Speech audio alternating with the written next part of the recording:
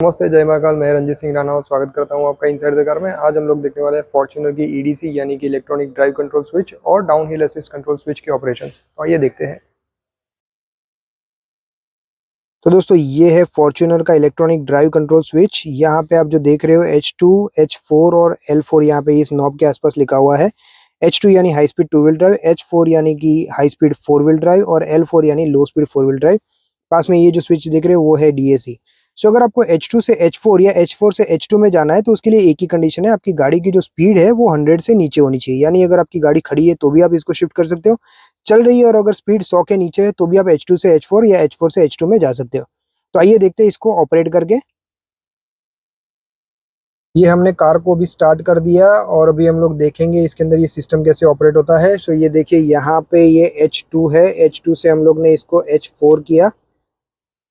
ठीक है, अभी यहाँ पे आप देखिए ये जो ब्लिंक हो रहा है, यहाँ पे व्हील जो है वो यहाँ पे ब्लिंक हो रहा है, यानी अभी तक ये शिफ्टिंग प्रॉपर हुआ नहीं है। सो अगर ये प्रॉपर नहीं होता है तो आपको कुछ नहीं करना है, आपको सिर्फ और सिर्फ आपका स्टीयरिंग जो है वो लॉक टू लॉक घुमा देना है।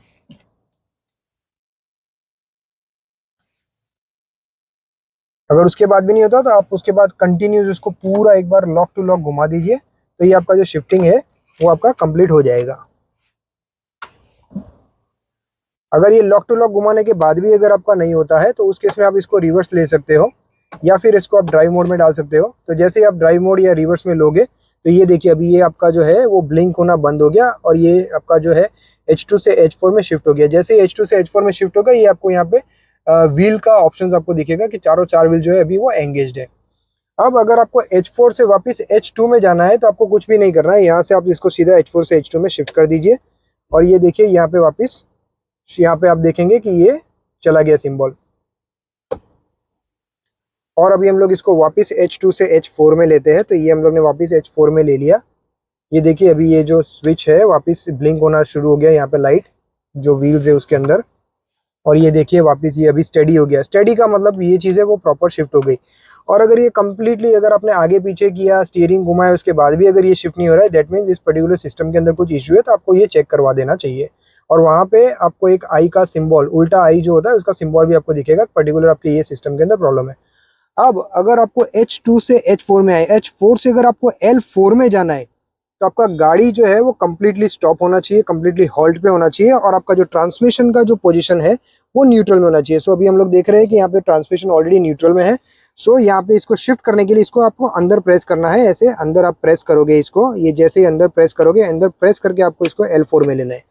जैसे ही आप L4 में लोगे यहाँ पे देखिए 4 लो लिखा हुआ आ गया और ये लाइट जो है वो भी स्टेडी है। सो अगर ये लाइट स्टडी है इसका मतलब ये 4x4 लो स्पीड में ये ऑलरेडी शिफ्ट हो चुका है, अभी इसके अंदर कोई भी प्रॉब्लम नहीं है। सो अगर आपका गाड़ी जो है वो मैनुअल ट्रांसमिशन है तो उस केस में ये शिफ्टिंग जो है वो आप क्लच दबा के आपको करना पड़ेगा। अब बात करते हैं इसके साथ साथ में DAC की। सो यहाँ पे ये आप जो स्विच देख रहे हो वो है DAC की।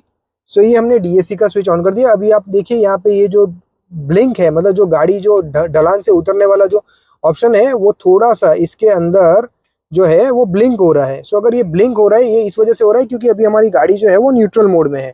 सो जैसे ही आप इसको ड्राइव मोड में डालोगे ये स्टडी हो जाएगा। ये देखिए यहाँ पे ये स्टडी हो गया, इसका मतलब आपका DAC जो है वो भी एक्टिवेट हो चुका है।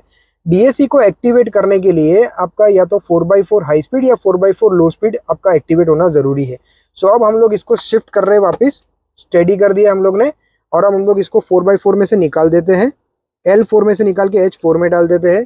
सो ये देखिए हम लोग ने L4 में डाल दिया, सॉरी H4 में डाल दिया इसको। अभी H4 में डालने के बाद आप देखिए इसको अगर हम लोग न्यूट्रल से वापस ड्राइव मोड में डालेंगे तो ये देखिए ये लाइट जो है वो वापस स्टेडी हो गई। मतलब DAC को एक्टिवेट करने के लिए आपकी गाड़ी 4x4 मोड में होनी जरूरी है, चाहे फिर वो H4 में हो चाहे L4 में हो। H4 और L4 दोनों में DAC काम करेगा। DAC को काम करने के लिए आपकी गाड़ी का जो मैक्सिमम स्पीड होता है वो मैक्सिमम स्पीड आपका 30 किलोमीटर पर आवर है। 30 किलोमीटर से ऊपर की स्पीड जाएगी तो DAC बाई डिफॉल्ट डीएक्टिवेट हो जाएगा। अब हम इसको H4 से वापस H2 में शिफ्ट करेंगे, उससे पहले हम लोग इसका DAC जो है वो उसको डीएक्टिवेट करेंगे।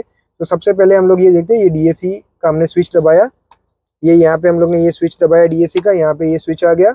अभी हम लोग इसको यहाँ से वापस प्रेस करेंगे, DAC हमने वापस प्रेस कर दिया, यहाँ से ये देखिए लाइट चली गई।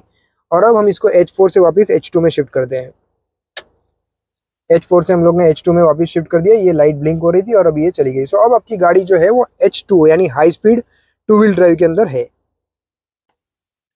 तो दोस्तों फाइनल कंक्लूजन की अगर बात करें तो अगर आपको H2 से H4 में जाना है या H4 से H2 में जाना है, चाहे ऑटोमेटिक गाड़ी हो चाहे मैनुअल ट्रांसमिशन हो, तो आपको एक ही चीज ध्यान रखना है, आपकी गाड़ी की जो स्पीड है वो 100 के नीचे होनी चाहिए। 100 किलोमीटर प्रति घंटे की रफ्तार से नीचे की स्पीड होनी चाहिए।